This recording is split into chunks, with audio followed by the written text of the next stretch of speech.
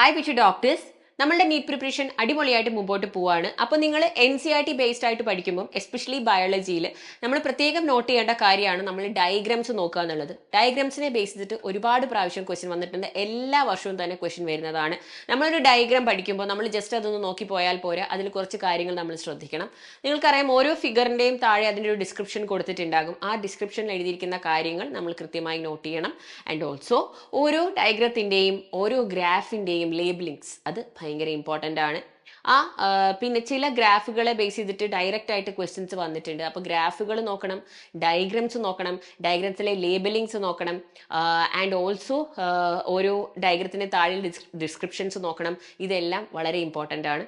അപ്പോൾ നമുക്ക് കഴിഞ്ഞ വർഷങ്ങളിലൊക്കെ റിപ്പീറ്റഡ് ആയിട്ട് ചോദിച്ചിട്ടുള്ള ചില ഇമ്പോർട്ടൻറ്റ് ഡയഗ്രാംസ് ഏതാണെന്നൊന്ന് നോക്കിയാലോ നമ്മുടെ NCERT ബേസ് ചെയ്തിട്ട്. മിസ് ഇത് പറയുമ്പോൾ നിങ്ങൾ NCERT എടുത്ത് വെക്കുക. ആ ഡയഗ്രാംസ് നിങ്ങൾ ഇപ്പോൾ തന്നെ ഒന്ന് നോട്ട് ചെയ്ത് പോവുക. റിവൈസ് ചെയ്യുമ്പോൾ അത് നോക്കിയിട്ട് നിങ്ങൾ അടുത്ത മോക്ക് എക്സാം ഒക്കെ എഴുതാൻ പോകുമ്പോൾ പോവാം. ഓക്കെ,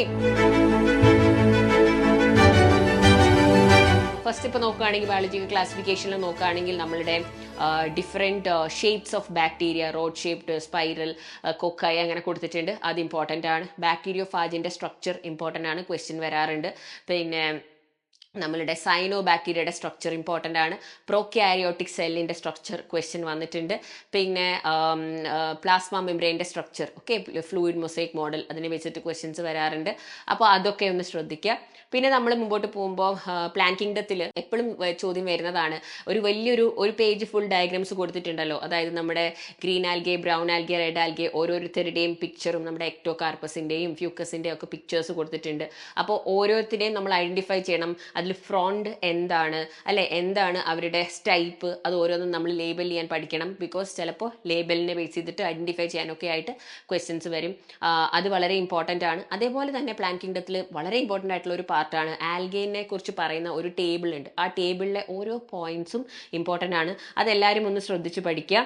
പിന്നെ നമ്മൾ ശ്രദ്ധിക്കേണ്ട കാര്യമാണ് സെക്ഷൽ റീപ്രൊഡക്ഷനിലെ അനട്രോഫസ് ഒവ്യൂളിൻ്റെ സ്ട്രക്ചർ, അതിനെ വെച്ചിട്ട് ക്വസ്റ്റ്യൻസ് വരാറുണ്ട്.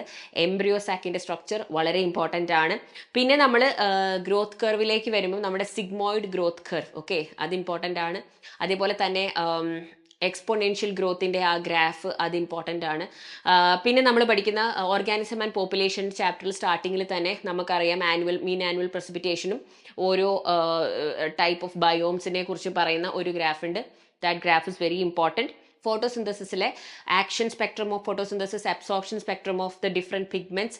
അപ്പോൾ അത് ആ 3 ഗ്രാഫ് നമുക്ക് അവിടെ കൊടുത്തിട്ടുണ്ട്. അത് 3ഉം ഇമ്പോർട്ടൻ്റ് ആണ്. അത് പഠിക്കണം, നമ്മൾ നോക്കിയിട്ട് പോകണം.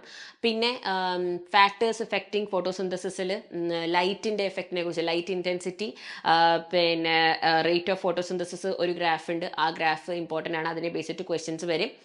ഓർഗാനിസം ആൻഡ് പോപ്പുലേഷനിൽ തന്നെ നമ്മൾ നോക്കുമ്പോൾ നമ്മളുടെ external level, internal level maintain ചെയ്യുന്ന, അതായത് കോൺഫോമേഴ്സ്, റെഗുലേറ്റേഴ്സ്, പാർഷ്യൽ റെഗുലേറ്റേഴ്സിനെ കാണിക്കുന്ന ആ ഒരു ഗ്രാഫ്. അപ്പോൾ ഗ്രാഫുകൾ നമ്മൾ പഠിക്കുമ്പം ഗ്രാഫിൻ്റെ എക്സ് ആക്സിസ്, വൈ ആക്സിസിൽ എന്താണ് മെൻഷൻ ചെയ്തിരിക്കുന്നത് എന്നുള്ളത് ശ്രദ്ധിച്ച് നോക്കുക. That is very important. And also നമ്മൾ ബയോഡൈവേഴ്സിറ്റിയിൽ നമ്മൾ സ്പീഷീസ് ഏരിയ റിലേഷൻഷിപ്പിന് പഠിക്കുമ്പോൾ അവിടെ നമ്മൾ species richness against area plot ചെയ്തിരിക്കുന്ന നമ്മുടെ ആ ഒരു കർവ് അതിൻ്റെ ഇക്വേഷൻ പഠിക്കുന്നുണ്ട്. ഒരു റെക്ടാങ്കുലർ ഹൈപ്പർബോള നമുക്ക് കിട്ടുന്ന ഗ്രാഫ് പഠിക്കുന്നുണ്ട്. അത് ഇമ്പോർട്ടൻ്റ് ആണ്. അതിനെ ബേസ് ചെയ്തിട്ട് ക്വസ്റ്റ്യൻസ് വരാറുണ്ട്. പിന്നെ ബയോഡൈവേഴ്സിറ്റിയിൽ തന്നെ ഏറ്റവും ഇമ്പോർട്ടൻ്റ് ആയിട്ടുള്ള ഭാഗമാണ് അത്. ഡയറക്റ്റ് ഡയഗ്രാം ബേസ്ഡ് ക്വസ്റ്റ്യൻ അല്ല, പക്ഷേ സ്റ്റേറ്റ്മെൻ്റ് ആയിട്ട് വരാം, ഓക്കെ, കറക്റ്റ് വൺ ചൂസ് ചെയ്യാൻ വരാം. അങ്ങനെ വരുന്നതാണ് നമ്മളുടെ പിന്നെ ഡിഫറെൻറ്റ് എന്താ പറയുക, amount of how much biodiversity is there എന്നുള്ള ഭാഗത്തുള്ള നമ്മുടെ പൈ ഡയഗ്രാംസ്, അതായത് ഇൻവേർട്ടിബ്രേറ്റ്സ്, വെർട്ടിബ്രേറ്റ്സ്, പ്ലാന്റ്സിലൊക്കെ എത്ര സ്പീഷീസ് ഉണ്ട്, എത്ര ബയോഡൈവേഴ്സിറ്റി ഉണ്ട്, ഏതാണ് ഏറ്റവും ലാർജസ്റ്റ് നമ്പർ ഓഫ് സ്പീഷീസ് ഉള്ളത്, ഏതാണ് കുറവുള്ളതെന്ന് കാണിക്കുന്ന ആ പൈ ചാർട്ട്സ് ഭയങ്കര ഇമ്പോർട്ടൻ്റ് ആണ്. അത് എല്ലാവരും ഒന്ന് നോക്കി പഠിക്കുക. പിന്നെ ഓർഗാനിസം ആൻഡ് പോപ്പുലേഷനിൽ ഏജ് പിരമിഡ്സ്, ഓക്കെ, അതിനെ ബേസ് ചെയ്തിട്ട് ക്വസ്റ്റ്യൻസ് വന്നിട്ടുണ്ട്. And coming to population growth curve വളരെ ഇമ്പോർട്ടൻ്റ് ആണ്.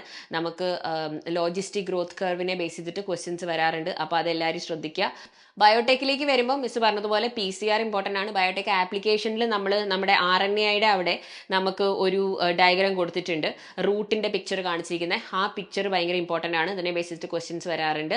പിന്നെ ജെൽ ഇലക്ട്രോഫോറസിസ്, പ്ലാസ്മിഡിൻ്റെ ഡയഗ്രാം, പ്ലാസ്മിഡ് വെക്ടർ നമ്മൾ പഠിക്കുമ്പോൾ ഓരോ ആൻറ്റിബയോട്ടിക് റെസിസ്റ്റൻറ്റ് മാർക്കർ ജീൻസിൻ്റെ അവിടെ ഏതൊക്കെ റെസ്ട്രിക്ഷൻ എൻസൈമിൻ്റെ റെക്കഗ്നേഷൻ സൈറ്റ്സ് ആണ്, അതേപോലെ നമ്മുടെ ROPയിൽ ഏത് റെക്കഗ്നേഷൻ സൈറ്റ് ആണ്, അതല്ലാതെ പുറത്ത് നിൽക്കുന്ന ഏതൊക്കെ റെക്കഗ്നേഷൻ സൈറ്റ്സ് ആണ്, ഇത് നമ്മൾ ഡീറ്റെയിൽ ആയിട്ട് പഠിച്ചിട്ട് പോകണം. PBR 322യുടെ സ്ട്രക്ചർ നമുക്ക് ശരിക്കും ബൈ ഹാർട്ട് അറിഞ്ഞിരിക്കണം, എന്നാലേ നമുക്ക് അതിനെ ബേസിച്ചിട്ടുള്ള ക്വസ്റ്റ്യൻസ് ആൻസർ ചെയ്യാൻ പറ്റുള്ളൂ. ബിക്കോസ് ഒരുപാട് ഇൻഡയറക്റ്റ് ക്വസ്റ്റ്യൻസ് ചോദിക്കാം. അതായത് ഇന്ന റെസ്ട്രിക്ഷൻ എൻസൈമാണ് കട്ട് ചെയ്തത്, അല്ലെങ്കിൽ ഇന്ന ആൻറ്റിബയോട്ടിക് ക്രിസ്റ്റൻ ജീനാണ് ഇനാക്ടിവേറ്റ് ആയത്, അപ്പോൾ അത് റീകോമ്പിനൻസിനെ ഐഡന്റിഫൈ ചെയ്യാൻ പറ്റുമോ, അങ്ങനെയൊക്കെ ചോദിച്ചിട്ട് നമുക്ക് ഇൻഡയറക്റ്റ് ആയിട്ട് ക്വസ്റ്റ്യൻസ് വരാം. സോ അത് എല്ലാവരും ഒന്ന് ശ്രദ്ധിക്കുക. പിന്നെ മിസ് നേരത്തെ പറഞ്ഞതുപോലെ തന്നെ ബാക്ടീരിയയുടെ ഷേപ്സ് അതിൻ്റെയൊക്കെ ക്വസ്റ്റ്യൻസ് വരാറുണ്ട്, ഇമ്പോർട്ടൻ്റ് ആണ്. പിന്നെ നമുക്കറിയാം എപ്പോഴും വരുന്നതാണ് മറ്റേ നമ്മുടെ മോണോകോട്ട്, ഡൈക്കോട്ട്, എംബ്രിയോയിൻ്റെ സ്ട്രക്ചറൊക്കെ ഒന്ന് നോക്കി വെക്കുക. മോണോകോട്ട്, എംബ്രിയോ എസ്പെഷ്യലി ഇമ്പോർട്ടൻ്റ് ആണ്. അതിൻ്റെ ലേബൽ ചെയ്യുന്നതിങ്ങനെ ബേസ് ചെയ്തിട്ട് ക്വസ്റ്റ്യൻസ് വരാൻ സാധ്യതയുണ്ട്. കഴിഞ്ഞ പ്രാവശ്യം വന്ന ക്വസ്റ്റ്യൻ ആയിരുന്നു അനിമോഫിലിൻ്റെ അല്ലേ, നമ്മുടെ വിൻ പോളിനേഷൻ്റെ ആ ഡയഗ്രത്തിനെ ബേസ് ചെയ്തിട്ടുള്ള ക്വസ്റ്റ്യൻ. അത് എല്ലാവരും ഒന്ന് നോട്ട് ചെയ്ത് വെക്കുക. അപ്പം ഇത്രയൊക്കെയാണ് മോസ്റ്റ് ഇമ്പോർട്ടൻറ്റ് ഡയഗ്രാംസ്, മുമ്പ് ക്വസ്റ്റ്യൻസ് വന്നിട്ടുള്ള ഡയഗ്രാംസ് നമുക്ക് പറയാം. അപ്പോൾ ഇതൊന്ന് നോട്ട് ചെയ്യുക. പക്ഷേ ഇത് കൂടാതെ ഒരുപാട് ഡയഗ്രാംസ് ബോട്ടണിയിലും സുവോളജിയിലും ഉണ്ട്. എല്ലാ ഡയഗ്രാംസും ഇമ്പോർട്ടൻ്റ് ആണ്. ഈ കൂടുതൽ ഇമ്പോർട്ടൻറ്റ് ഡയഗ്രാംസുമായിട്ട് മിസ് വരുന്ന ഒരു വീഡിയോയിൽ വന്ന് പറഞ്ഞു തരുന്നതായിരിക്കും. അപ്പം I hope this was helpful. Wishing you all the very best. By.